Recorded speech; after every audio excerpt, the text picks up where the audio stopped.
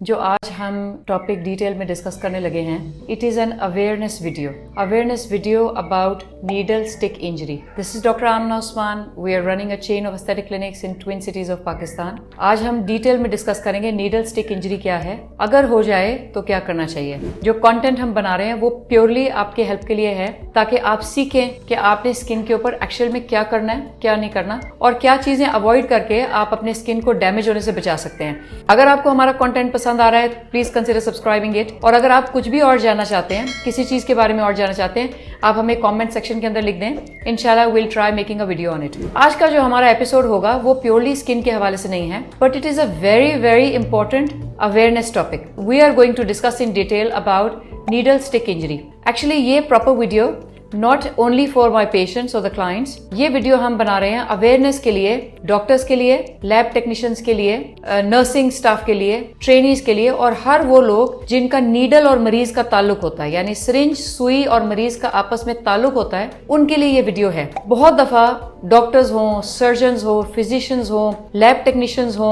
Nursing staff हो, अमला हो, दिन और रात काम कर रहा होता है, और कभी कभी तो इतना ज्यादा काम कर रहा होता है, थक जाते हैं, ध्यान नहीं रहता, नीडल पेशेंट को यूज कर रहे हैं और अचानक से गलती से खुद को लग गई। सर्जरी कर रहे हैं, कोई टूल है हाथ में, कोई इंस्ट्रूमेंट है हाथ में लग गया, अपने स्किन को इंजर कर गया। कोई पेशेंट है, आप उसका कोई ट्रीटमेंट कर रहे हैं, थ्रेड कर रहे हैं, बोटॉक्स कर रहे हैं, फिलर कर रहे हैं, इंजेक्शन करते हुए आपको खुद प्रिक हो जाता है। इसको कहते हैं नीडल स्टिक इंजरी। यानी जो नीडल है, अगर वो आपके खुद की बॉडी के अंदर प्रिक हो जाए, this is called needle stick injury. अगर ये हो गई है, अमूमन हमारे जितने भी डॉक्टर्स हैं, डॉक्टर्स तो खैर चूंकि they have a better knowledge as compare to lab technicians and nursing staff and staff, तो वो तो गालिबन इसको सीरियस ले लेते हैं। लेकिन बहुत ज्यादा हमारे नर्सिंग स्टाफ्स हैं, कोई nursing staff properly qualified nursing staff होता है, कोई nursing staff out of experience nursing staff होता है, कोई लैब टेक्नीशियंस होते हैं, कोई लैब असिस्टेंट्स होते हैं, कोई डॉक्टर्स असिस्टेंट्स होते हैं, टूल्स यूज कर रहे हैं। हमारे इवन जो स्वीपर्स होते हैं, जो हॉस्पिटल्स को क्लीन कर रहे हैं, जो इंसिनरेटर्स को रन कर रहे हैं, बैग्स उठाए, नीडल्स थी, अनकवर्ड थी, प्रिक हो गई। अब क्या करना चाहिए, ये सब कुछ डिटेल के अंदर, what are the necessary steps you should take to avoid any serious illnesses after needle stick injury. यानी क्या ऐसे इकदामात हैं जो आपको जरूरी करने हैं अगर आपको यूज नीडल प्रिक कर गई हो। और ये उन लोगों के लिए भी है जो ड्रग एब्यूज करते हैं, या अदरवाइज जिनको एक्सपोजर्स हैं HIV के लिए, हेपेटाइटिस B के लिए, हेपेटाइटिस C के लिए। ये वीडियो खास तौर पे अवेयरनेस के लिए उनके लिए बनाई जा रही है। ओके, सबसे पहले ये कि अगर आपको नीडल स्टिक इंजरी हो गई है, यूज नीडल आपकी स्किन के अंदर प्रिक कर गई है, सबसे पहले ये कि stop doing what you doing, give attention to yourself, don't panic. यानी जो आप काम कर रहे हैं, आप जो किसी पेशेंट का काम कर रहे थे, कंफर्टेबल उसको रहने दें, उसको वहां छोड़ें, अपने कमरे में आए, कंफर्टेबल हो जाएं, और आप तवज्जो दें कि आपको नीडल कितनी डीप गई है। दूसरा, आपने जो नीडल प्रिक हुई है उसके बारे में सोचना है। वाइड बोर नीडल है, यानी जो बड़ी नीडल्स आती हैं बड़े गेज की, उसके अंदर ब्लड है या नहीं है, थिन नीडल है, सिंगल फिलामेंट है, आप कोई सर्जरी करते हुए कोई थ्रेड कर रहे हैं और प्रिक हो गया।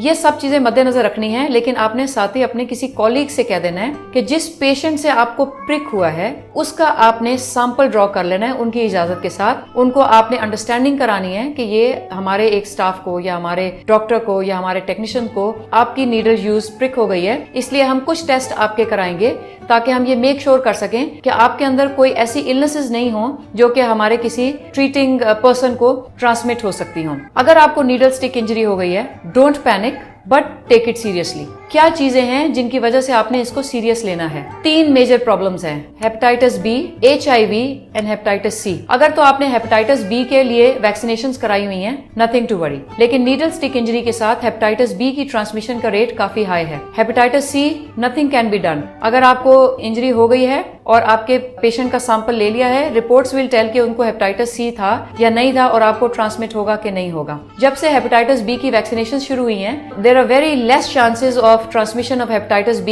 ऐसे मरीज में जो ऑलरेडी, जिनके अंदर एंटीबॉडीज हों या जो ऑलरेडी वैक्सीनेटेड हों। The major concern is HIV। अच्छी बात HIV की ये है कि अगर आपको यूज नीडल प्रिक हो जाए तो बहुत कम चांसेस होते हैं। इट्स लाइक 1 in 300 पेशेंट्स के जिनको HIV ट्रांसमिशन होगी। बट यस, वो एक कोई भी हो सकता है, कोई लैब टेक्नीशियन, कोई असिस्टेंट, कोई सर्जन, कोई डॉक्टर, कोई फिजिशियन, कोई भी हो सकता है। इसके बारे में अवेयरनेस बहुत कम है। नाउ आपको नीडल स्टिक इंजरी हो गई है, आपने किन चीजों के बारे में वरी करना है वो मैंने आपको बता दी, आपने फौरन क्या करना है। You don't have to press your injury, you have to press it beyond, ताकि आपका जो इंजरी है वो ब्लीड करे, इट शुड ब्लीड आउट। इसके ऊपर there is a conflict in researches, कोई कहते हैं कि ब्लीड करने की जरूरत नहीं है, कोई कहते हैं ब्लीड करने की जरूरत है, but if you think scientifically and practically I think it'll be benefited अगर आप इसको ब्लीड कराएं। साथ ही अगर आपके पास कोई वायरसिडल एजेंट्स पड़े हैं, विच आई अप्रिशिएट कि अगर आपका ताल्लुक नीडल्स के साथ रहता है तो वायरसिडल एजेंट्स रखें। There are lot of virucidal topical sanitisers जो 30 सेकंड्स के अंदर आपके काफी सारे वायरसेस को किल कर देते हैं। अगर वो हैं तो फौरन उसको लगाएं और 30 सेकंड्स के लिए लगे रहने दें। उसके बाद start washing your hand with the soap, bare soap. Wash करते रहे अंडर रनिंग वाटर और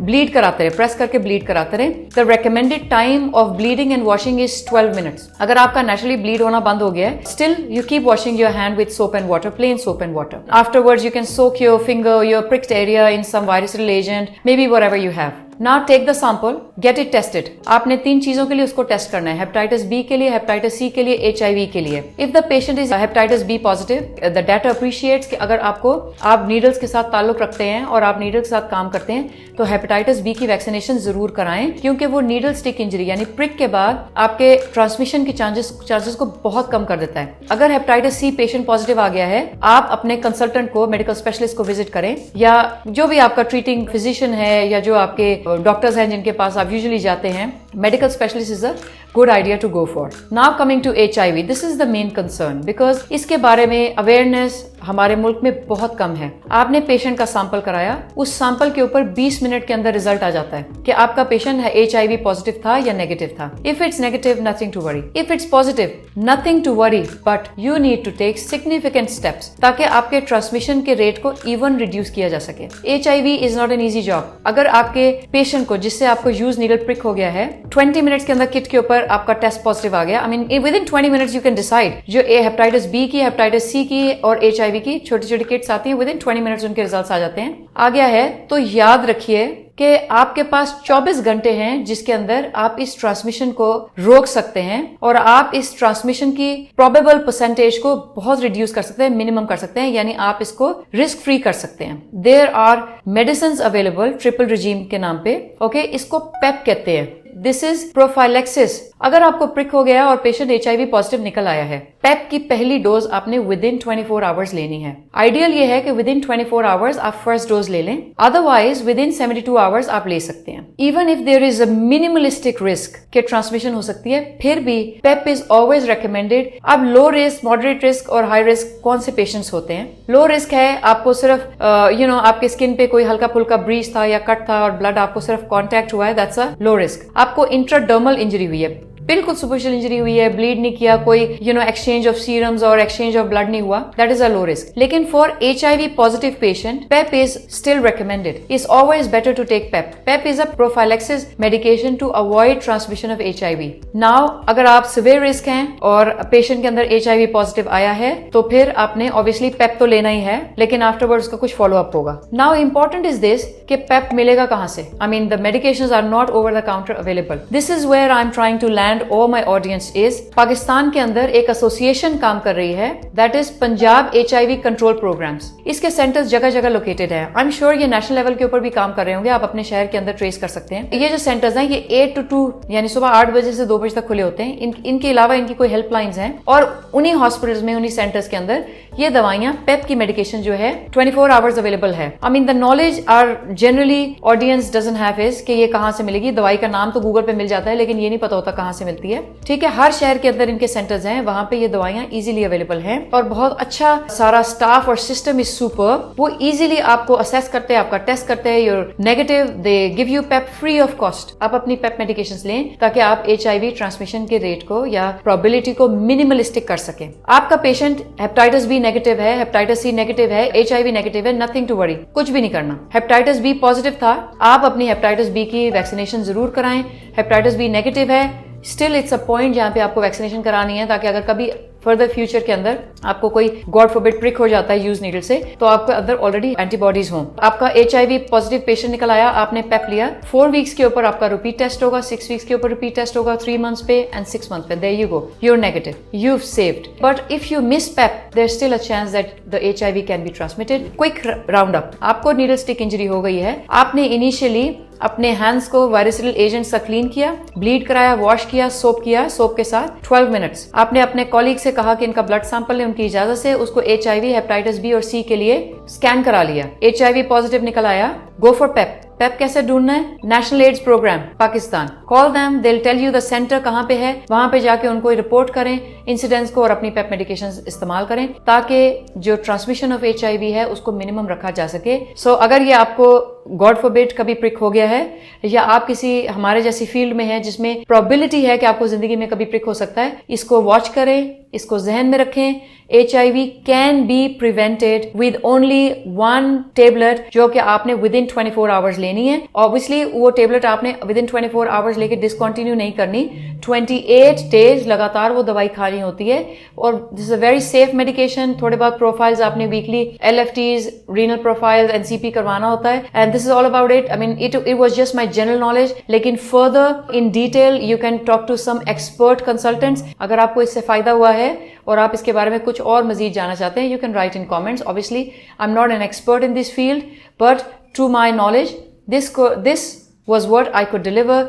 फर्दर आपको इनके specialist consultants can guide. Thank you very much.